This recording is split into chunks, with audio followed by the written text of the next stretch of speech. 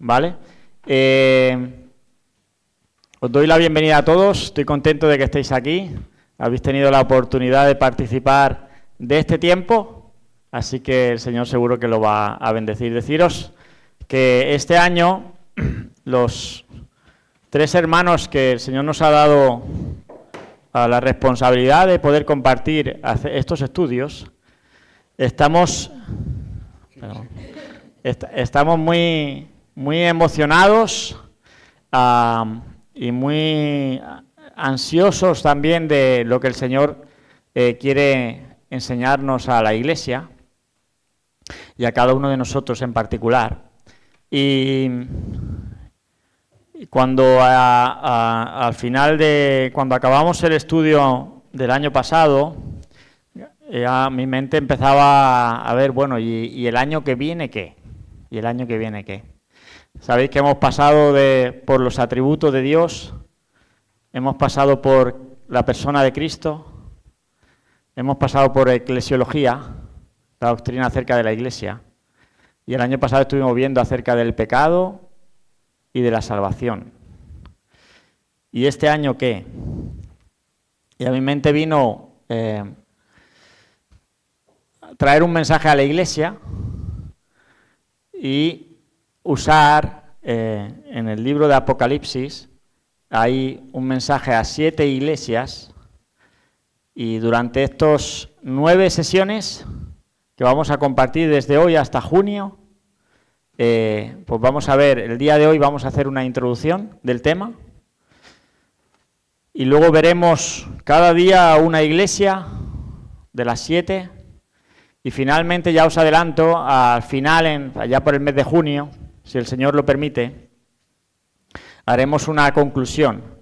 Y el otro día estuvimos orando juntos los 3 hermanos qué poder hacer en ese día, y hemos tenido la ocurrencia, si vemos que puede llevarse a cabo, de que poder hacer una sesión ese día de preguntas y respuestas referidas al tema. Entonces la idea sería de que conforme cada vez que hoy, por ejemplo, ya podéis empezar a anotar alguna pregunta que tenga que ver con el tema que hayamos tratado, que se haya quedado en el tintero, pues todas esas preguntas las iremos guardando, ya veremos cómo, dónde o a quién se le damos, pero tenemos esa intención de hacer una conclusión de esta forma. Si no hay ninguna pregunta, pues la haremos de otra forma, ¿vale? Así que cuando acabe esta sesión, si tienes una pregunta la puedes anotar en un papel, la puedes anotar en tu móvil, luego pasarla a un papel, y cuando se haga la próxima sesión, así, y al final, pues si podemos, intentaremos responder esas preguntas con la ayuda del Señor. Así que vamos a empezar este tema.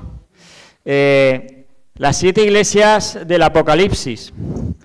Y hemos puesto un eslogan, que es un versículo que se repite a cada iglesia. El que tenga oídos para oír, oiga. ¿Tienes oídos? ¿Tienes oídos? El que tenga oídos para oír, que oiga. Vamos a hacer una introducción, como digo, al tema del Apocalipsis. Deciros que el libro en sí del Apocalipsis, lejos de, decir que es uno de los escritos bíblicos de más difícil interpretación. Apocalipsis significa lo que dice el versículo 1. Puedes buscar en tu Biblia el capítulo 1 de Apocalipsis, el versículo 1 dice la revelación de Jesucristo. Eso significa Apocalipsis, revelación. ¿De quién? De Jesucristo. Este es el libro profético del Nuevo Testamento. Es la culminación de toda la revelación de Dios. Ya está. Con este libro se acaba la revelación de Dios. Es el documento del Nuevo Testamento que más controversias ha generado, que más controversias suscita y que más teorías han generado acerca de lo que va a ocurrir o de lo que ya ha ocurrido. Fundamentalmente el género literario del libro de Apocalipsis es fundamentalmente el género apocalíptico. Este género es un género lleno de simbología, de símbolos, de números, de imágenes, lo que añade dificultad a su interpretación. Pero este género, el género apocalíptico, por contra de lo que muchas personas piensan o puedan pensar, este es un género que animaba a los creyentes. El Apocalipsis se escribió para animar a la esperanza a los creyentes que estaban sufriendo, que estaban siendo perseguidos.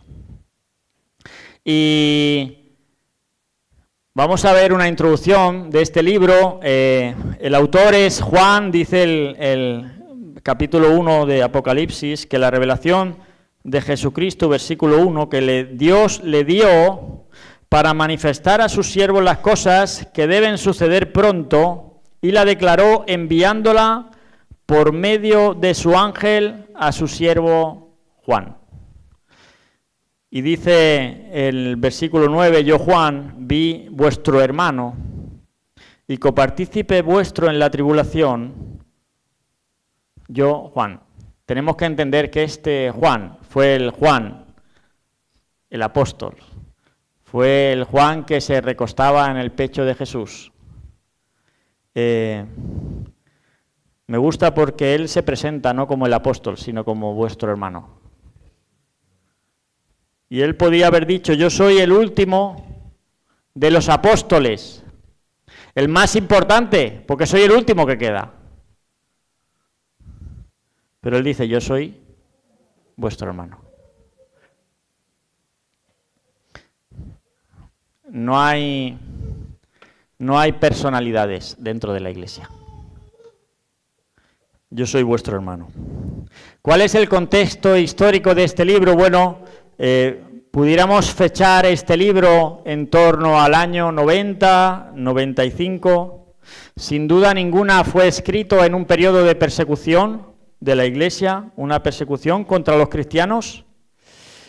Y probablemente fue la persecución llevada a cabo por el emperador romano Domiciano, que él desencadenó una fuerte persecución contra los cristianos. Si tú eras cristiano en esta época, ¿no te daban like a tus publicaciones?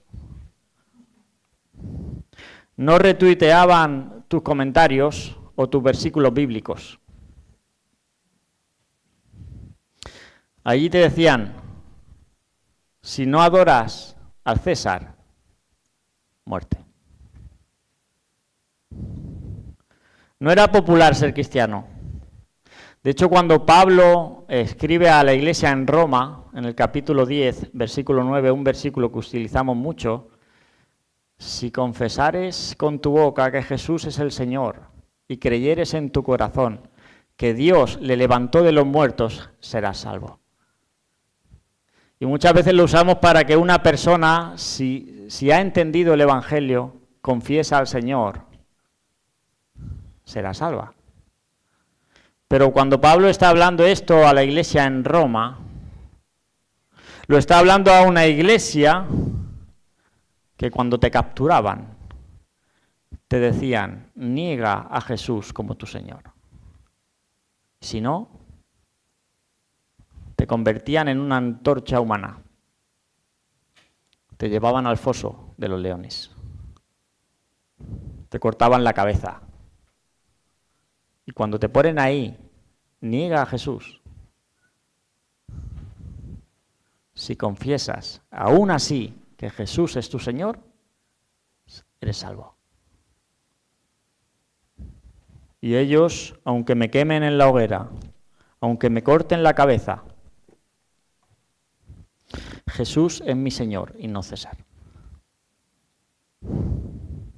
Eran tiempos sumamente difíciles. Por eso decía yo que el género apocalíptico invitaba a la esperanza.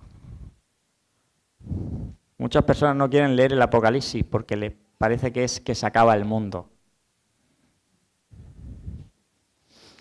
Incluso el mismo Juan, hemos leído en el versículo 9 del capítulo 1, que es copartícipe vuestro en la tribulación. En la tribulación, yo también estoy siendo atribulado. Él escribe desde Patmos. Patmos era una isla a unos 35 kilómetros de Éfeso, en medio de la nada entre Turquía y Grecia. Era una isla usada como una especie de prisión. Había minas de sal, donde al trabajar en la sal, tus pulmones se secaban y te era difícil respirar. Y Juan está allí y está escribiendo. Y este es el contexto histórico del Apocalipsis. ¿Y cuáles son los destinatarios de este libro de Apocalipsis? Bueno, lo dice el versículo 4. Juan, a las 7 iglesias que están en Asia. De manera que los destinatarios primeros del Apocalipsis van a ser estas 7 iglesias del Asia Menor, lo que sería la actual Turquía. Y el número 7 es un número, es un símbolo de perfección, es un símbolo de lo completo. De manera que 7 iglesias representan a la totalidad de las iglesias. Pero, y esto es lo que en este curso nos lleva a estudiar estos mensajes a estas 7 iglesias.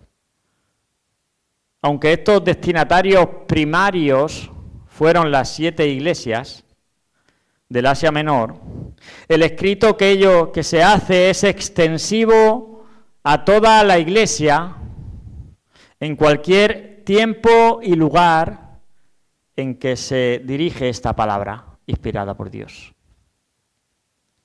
De manera que ese es el objetivo que nosotros tenemos para estudiar también este año estos mensajes. ¿Cuál es el propósito del libro? ¿Para qué se escribió el Apocalipsis? No solo se escribió para, como decíamos antes, para predecir acontecimientos futuros, que lo hace, sino para fortalecer a los creyentes y traer consolación a aquellos que estaban sufriendo por el testimonio de su fe. También el propósito del libro es revelar a Jesucristo como el Señor glorificado. En Apocalipsis ya no vamos a ver a Jesús que anduvo entre nosotros. En Apocalipsis ya vas a ver a Jesús glorificado. Lo vas a ver como el Señor glorificado, lo vamos a ver como el juez justo, como el rey que viene, que venció y que pronto establecerá su reino en esta tierra. Ese es el propósito primario del libro. Pero ¿cuál es el propósito del mensaje a las 7 iglesias? Pues ahí lo tenéis escrito. Que la enseñanza revelada se materialice tanto en la vida de la iglesia como en la vida de cada creyente. Que cuando escuches el mensaje te des cuenta de que esto va para tu iglesia. Te des cuenta de que no solo eso, sino que también es para ti, es para mí.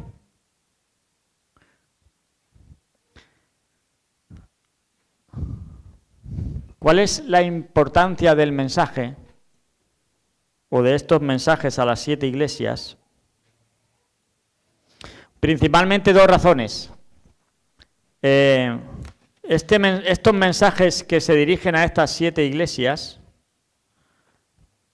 que vamos a leer, me gustaría que pudiéramos leer a modo introductorio el versículo 9 al 20 de Apocalipsis 1.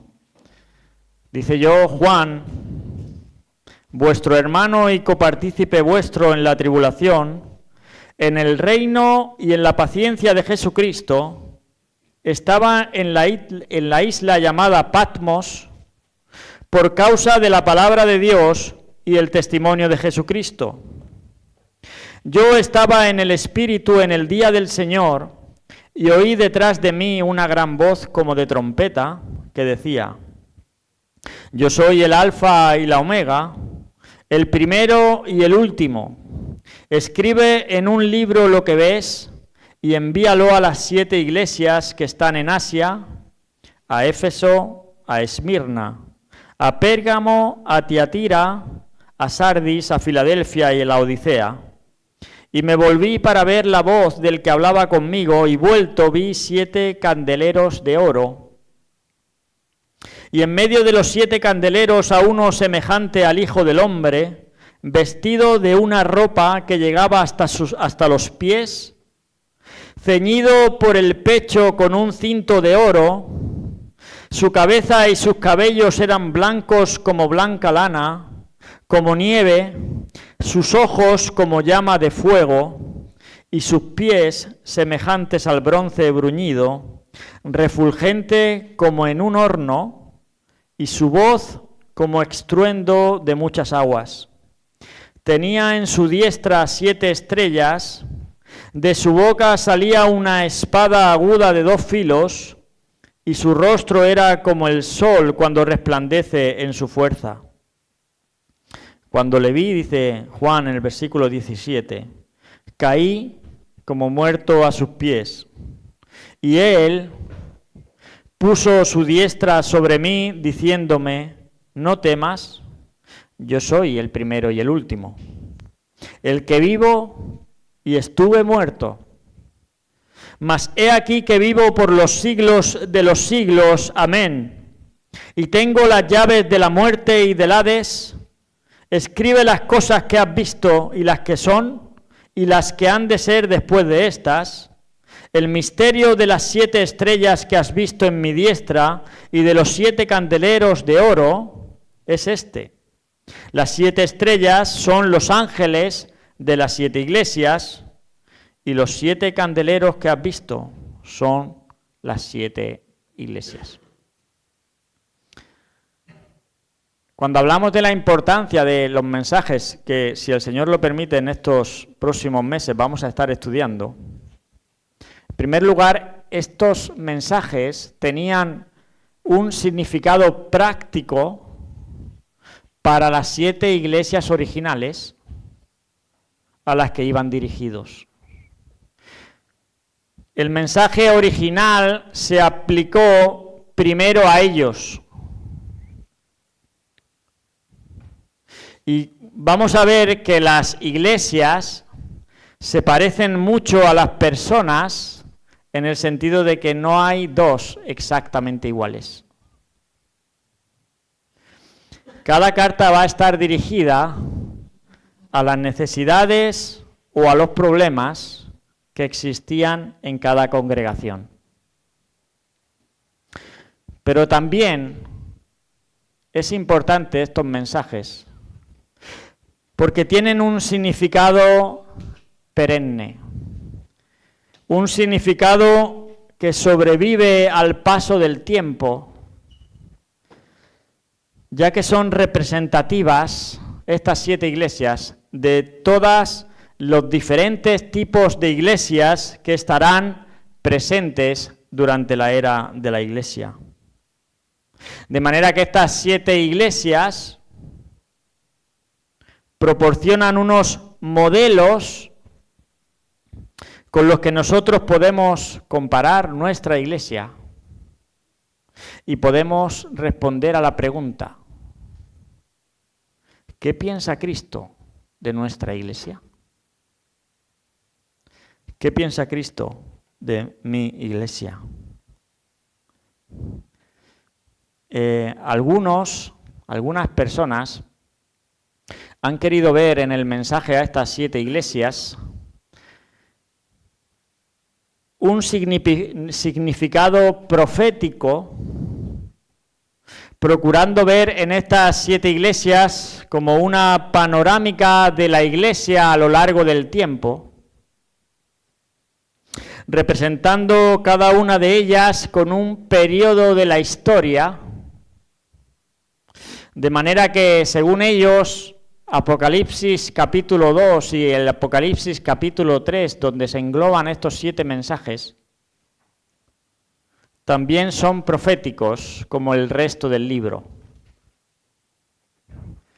De manera que ellos ven, ahí no se ve, no sé si se ve muy bien, la primera iglesia, que es la iglesia en Éfeso, ellos dirían que este periodo de la era de la iglesia, en estos 2000 años que llevamos, corresponderían a la primera iglesia, la iglesia de la era apostólica, donde se estaban sentando las bases, de manera que sería en torno al año 33 al 64 aproximadamente.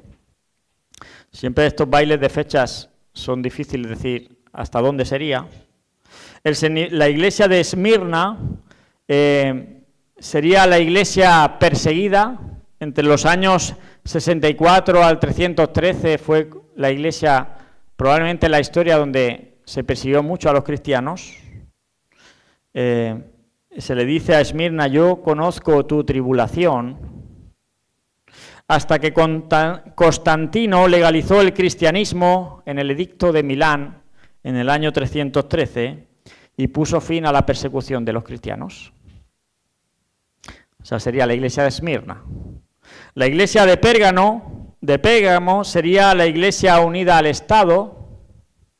Una vez que Constantino legaliza el cristianismo y lo convierte en la religión oficial, la iglesia se une al Estado, pero esta unión ofrecía mucho, pero también exigía ceder mucho. La iglesia se contaminó. La iglesia es una iglesia que cedió a la fornicación y al paganismo. Eso sería la iglesia de Pérgamo, según ellos. La iglesia de Tiatira, bueno, correspondería a esa era media, a esa lo que se conoce como la era oscura de la iglesia, entre el 606 al 1520, donde fue un periodo donde predominó la gran influencia papal. La iglesia fue seducida por esa comodidad, ese poder estatal, se fue desviando tanto que puso incluso altares en sus iglesias para sacrificios. La iglesia de Sardis correspondía a la iglesia reformada. ¿Os acordáis allí? Martín Lutero, 1520, aproximadamente al 1750, donde en medio de una iglesia muerta, un remanente fiel permaneció honrando al Señor. La iglesia, la Filadelfia, correspondería a la era misionera, entre 1750 al 1900 aproximadamente, donde hombres de Dios llevaron el Evangelio por todo el mundo, aunque eran pocos, como se le dice también a la iglesia de Filadelfia, y con pocas fuerzas. Por último, la última iglesia, la iglesia de Laodicea, dicen que es la iglesia de los últimos tiempos, antes de que venga el Señor. La era moderna, una iglesia tibia, una iglesia indiferente, una iglesia acomodada, una iglesia capitalista. Obviamente esta interpretación presenta inconvenientes, aunque no vamos a entrar en ellos, pero presenta inconvenientes. Pero sí que es verdad que aunque estas 7 iglesias pudieran representar los distintos periodos de la era de la iglesia,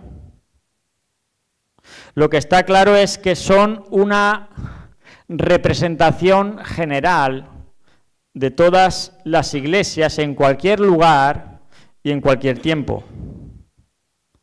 Y que sus problemas y victorias, sus fracasos y sus triunfos, constituyen el reflejo de lo que puede ocurrir en cualquier tiempo. Están ahí, están escritas para nuestra enseñanza y aliento. El que tenga oídos para oír, que oiga. Por eso queremos estudiarlas.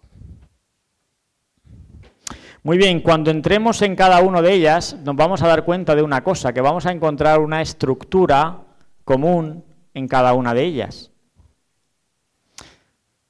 Vamos a ver que primeramente vamos a encontrar una presentación de Cristo. Cristo se va a presentar a su iglesia. Es una presentación que está relacionada con su gloria, que muestra el capítulo 1, los versos que hemos leído. Va a aparecer Cristo glorificado caminando entre las iglesias. Entre esos candeleros que hemos leído, las iglesias son candeleros. Un candelero es un candelabro da luz. La iglesia es un candelabro que tiene que dar luz. Y nos damos cuenta de que la gente necesita. Y hoy hemos tenido algún ejemplo de que la gente necesita luz.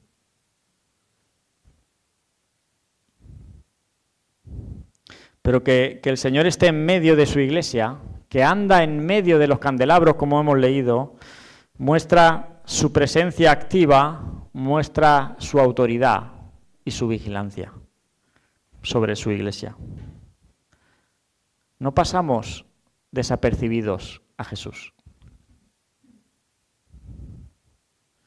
Jesús ve cuando su iglesia sufre,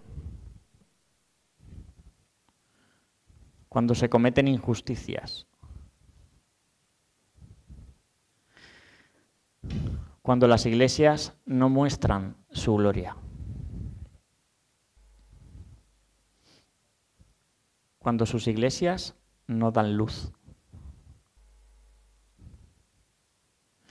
Y el lenguaje en el que Cristo se presenta, nos lo presentan en el versículo 13 al 16 que hemos leído, ese semejante al Hijo del Hombre con esa ropa larga que llegaba hasta los pies, pues esta presentación la va a dividir en cada una de las iglesias y se va a presentar de esa forma.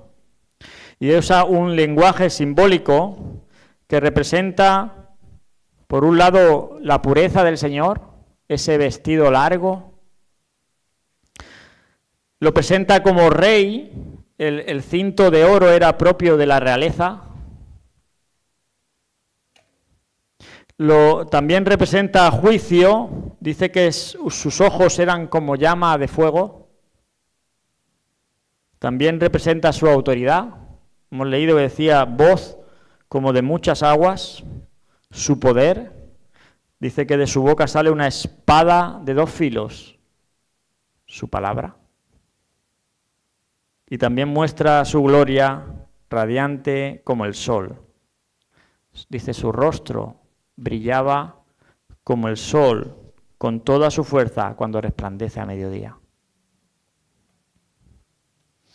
Y estas mismas descripciones las va a utilizar en cada una de las cartas. De manera que la primera parte que vamos a encontrar cuando entremos en los mensajes es que Cristo se presenta a la iglesia. En segundo lugar vamos a ver una alabanza. Es cuando Cristo reconoce lo que la iglesia está haciendo bien y lo alaba. No todas tienen, vamos a verlo, no todas las iglesias reciben una alabanza.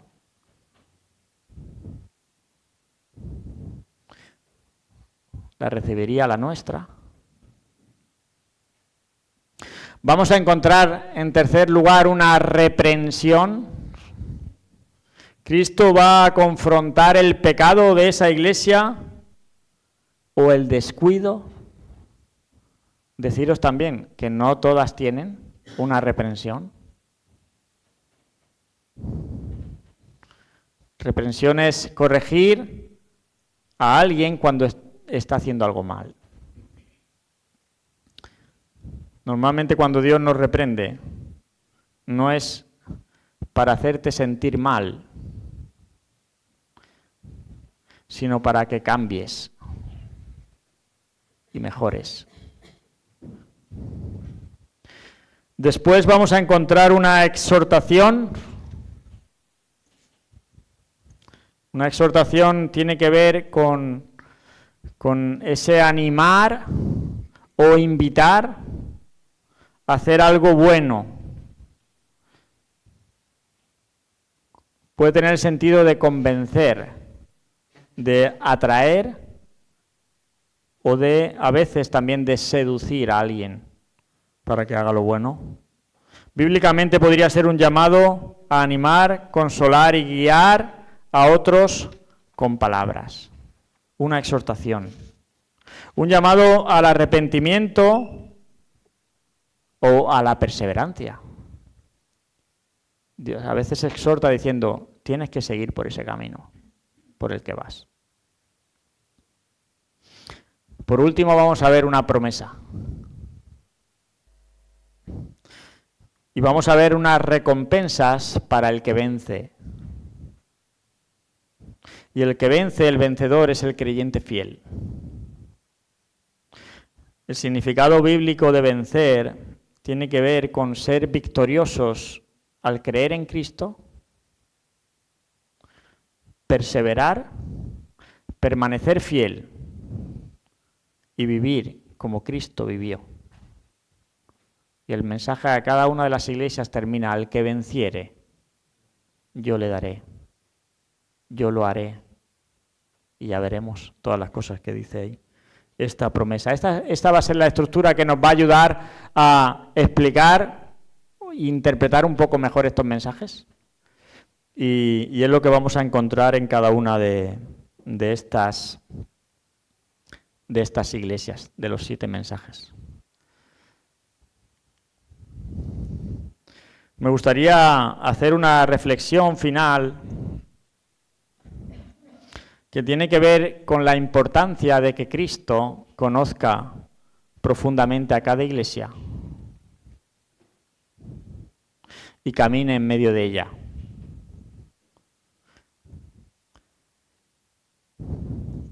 Jesús conoce la realidad interna de cada iglesia, no las apariencias, no lo que la gente dice de esa iglesia. Él va a decir: yo conozco tus obras. Nada está oculto ante Él. Ni los logros, ni las luchas, ni las debilidades. De manera que el juicio que Él va a emitir contra esa iglesia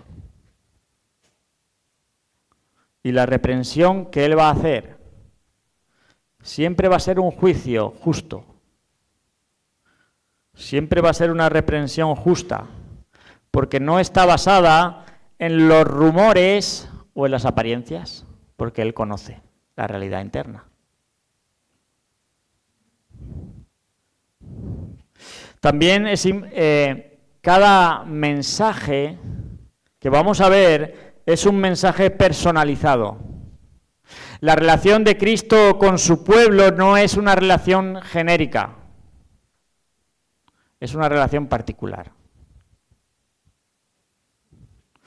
Y Él va a tratar a cada iglesia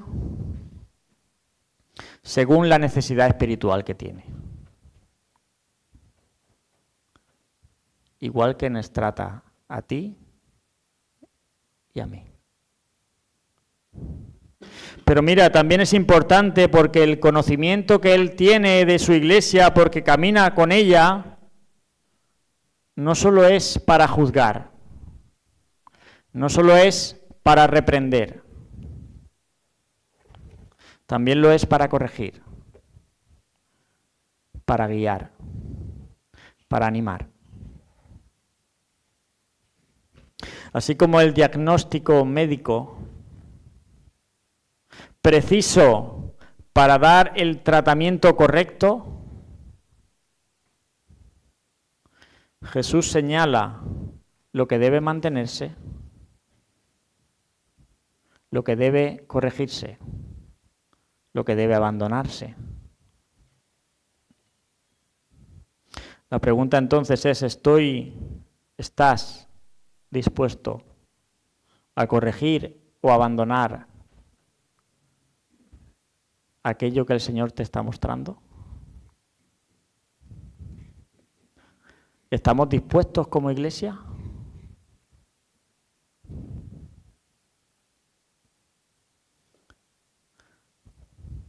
Su conocimiento también de su iglesia también garantiza la autoridad de su llamado al arrepentimiento. Nadie puede excusarse, nadie puede justificarse delante de Él, porque Él sabe la verdad del corazón. Y Él puede hacer un llamado al arrepentimiento con autoridad. Decía el versículo 14, dice que Él tiene ojos como llama de fuego. Aquel que lo ve todo, aquel que todo lo juzga. Pero no solo eso. El conocimiento que Él tiene de su iglesia motiva a la fidelidad y a la esperanza.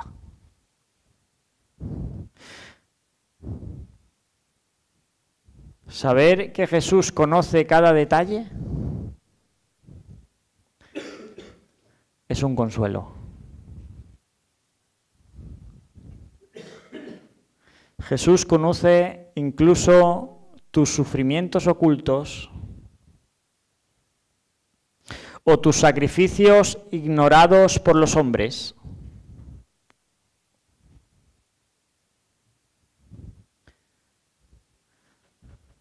Jesús no es ajeno a tu dolor.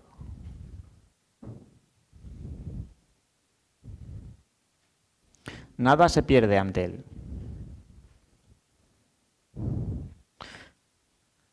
Nada pasa desapercibido.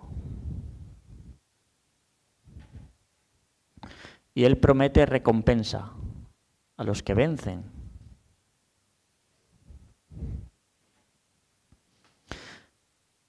Jesús es el Señor de la Iglesia.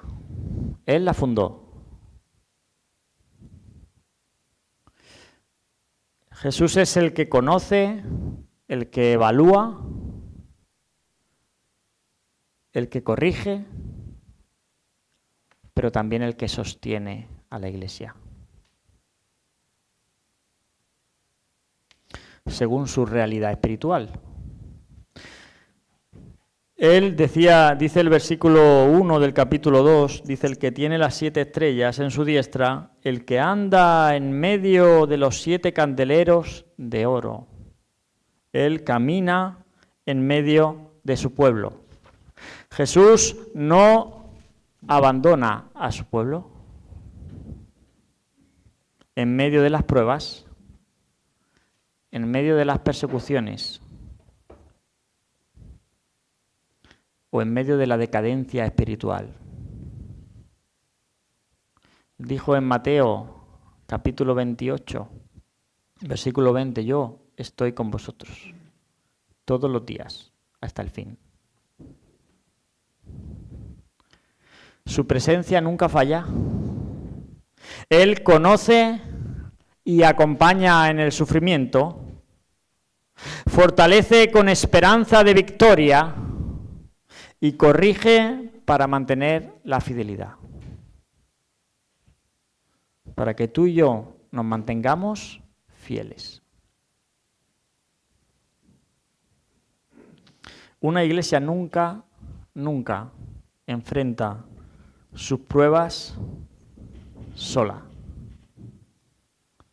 El Señor resucitado, glorioso, que hemos leído en estos versículos, está en medio de ella.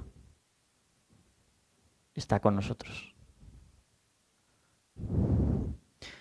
Concluyo con esto.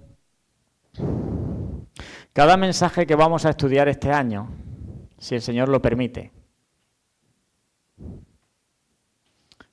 es un mensaje personificado por Cristo mismo. No son cartas de Pedro, no son cartas de Juan, no son cartas de Pablo. Gloria a Dios por las cartas que ellos dejaron. Son mensajes de Cristo mismo. Del Señor de la Iglesia que camina en medio de los candeleros, de eso que tiene que mostrar luz. Compartíamos el martes en la reunión de varones que la gente de fuera nos necesita ver la luz.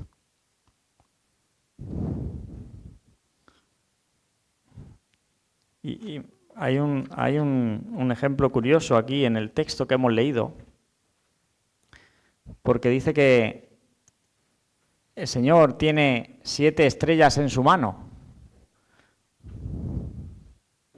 Y dice, son los ángeles de las iglesias. La palabra ángel en la Biblia es mensajero.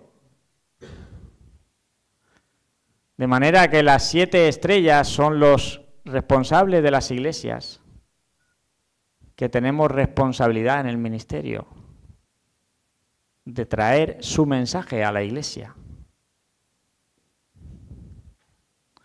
Pero mira, son estrellas que están en su mano.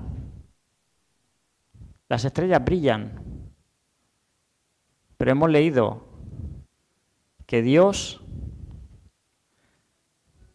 su rostro brilla como el sol. ¿Sabes? A mediodía a las 12. Pues está sonando una música especial, por eso. Ah, vale. Vale. ¿Sabes lo que pasa cuando el sol brilla a mediodía? ¿Sabes cuántas estrellas puedes ver en el cielo? ¿Cuántas? Ninguna. Los mensajeros no brillan cuando el sol resplandece. Somos mensajeros, pero Él es el mensaje. Y vosotros no venís a ver al mensajero. Venís a escuchar el mensaje. Y Él tiene a sus mensajeros en su mano. Él nos guarda, la iglesia tiene que orar por ellos. Tiene que orar por nosotros. Pero los mensajeros no brillan. Si alguna vez fuiste a una iglesia, estás asistiendo a una iglesia donde el mensajero brilla,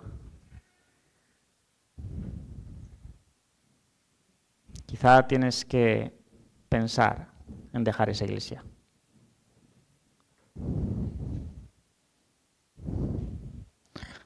Y la gente de fuera necesita que la iglesia brille, pero no con su luz, con su luz. De manera que si el mensaje está personificado por Cristo mismo, si Él es el que habla,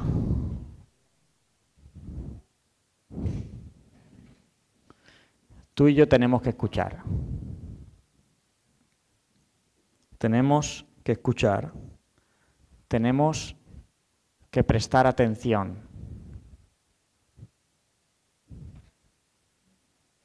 Tenemos que entender que estos mensajes no son solo históricos para 7 iglesias del Asia Menor,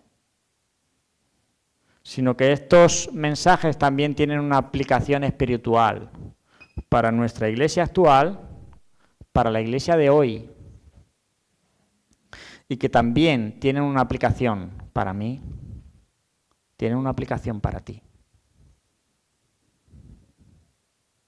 De manera, hermanos, ¿cuál es la reprensión que Dios nos hace? ¿Cuál es la exhortación?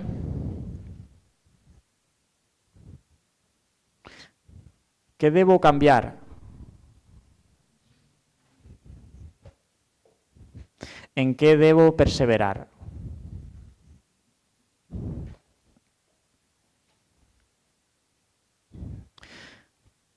¿Cuáles son las promesas que Dios tiene para mí?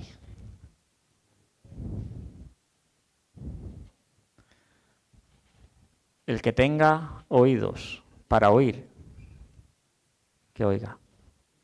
Que el Señor nos ayude durante estos meses, si Él lo permite, a poder escuchar estos mensajes, a poder prestar atención. ¿Y qué nos quiere enseñar el Señor a cada uno de nosotros? Vamos a terminar, si tenéis algún comentario lo podéis hacer. Estamos en un formato de clase bíblica, estudio. Si tienes alguna cuestión la puedes hacer. Si no la podemos responder, pues le pasaremos la bola a otro o la prepararemos para el próximo día. Y si no, sí que vamos ya a acabar así. Brenda, adelante.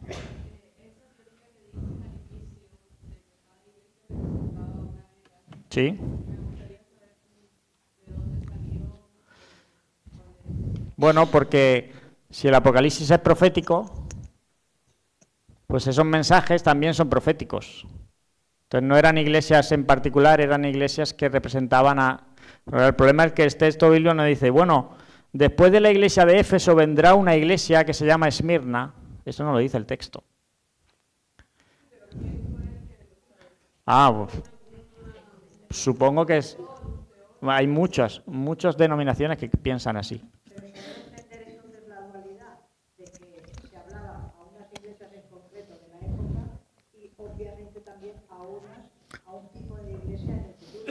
Sí, por eso digo que puede ser, pero claro, aquí decía que según ellos la iglesia perseguida fue la iglesia de Esmirna.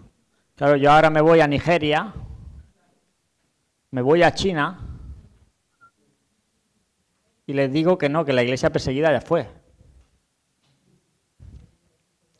O la iglesia de la Odisea es una iglesia rica y me voy a no sé qué país de África.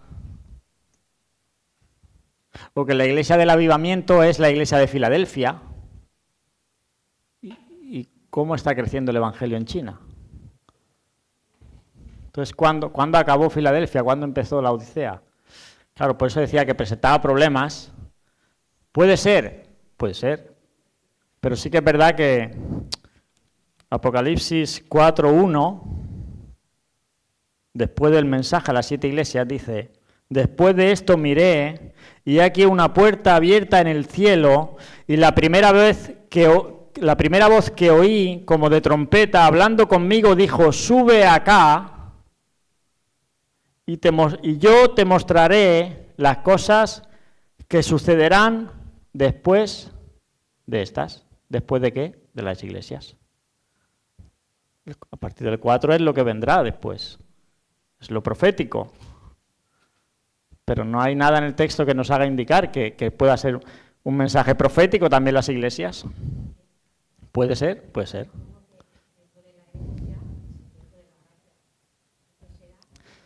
Eso lo solemos decir mucho, que el tiempo de la iglesia es la era del tiempo de la gracia. Pero yo me voy a Génesis y empiezo a ver gracia por todos lados. Y me voy a la época de Noé y Dios tiene gracia de Noé. Y me voy a la época de Abraham y lo saca de un pueblo y tiene gracia con él. La Biblia es la historia de la gracia. La Biblia es el mensaje de Jesús. Pero hoy es tiempo de gracia. Llegará un momento que ya no lo será. Yo creo que la gracia se vive cuando verdaderamente la iglesia está en Cristo. Pero que siempre ha sido por gracia. El primer hombre salvo en la historia, como diría Samuel Pérez Millos, fue salvo por gracia mediante la fe. El último hombre salvo en la historia será salvo por gracia mediante la fe.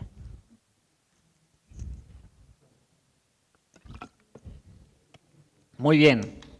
Esto es una clase, ¿vale? No os asombréis de que podamos compartir.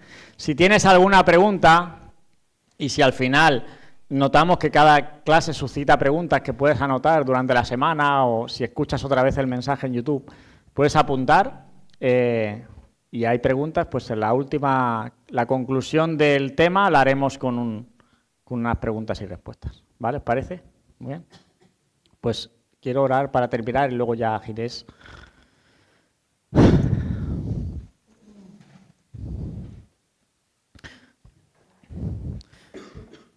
Querido Dios y Padre,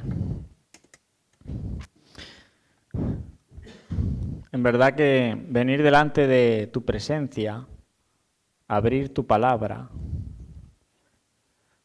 y ver cómo ella nos habla, muchas veces nos quebranta, nos reprende, nos enseña, nos anima a seguir adelante. Señor, y nuestro deseo es también por medio de estos estudios, de este tiempo que tú nos permitas compartir, que tú seas glorificado, que podamos entender cada uno de estos mensajes, que podamos saber que tú nos quieres hablar y que podamos nosotros, Señor, prestar atención a lo que tú nos quieres enseñar. Señor, gracias por este tiempo que nos has permitido también vivir y compartir en esta mañana todos juntos. Gracias por la oportunidad de estar aquí. Gracias porque podíamos estar en otros lugares, pero tú nos has traído aquí, Señor, y hemos sido bendecidos. Señor, ayúdanos a entender lo que tú nos quieres enseñar. Señor, y que verdaderamente nuestra vida sea una vida de victoria, sea una vida fiel a ti, que podamos ser una iglesia que refleja tu luz, que podamos alcanzar a otros con el conocimiento del Evangelio y tu gracia siga derramándose en medio de nosotros. Gracias, Señor, por tu palabra. Quédate con nosotros y bendícenos. Te lo pedimos en el nombre del Señor Jesús. Amén y amén.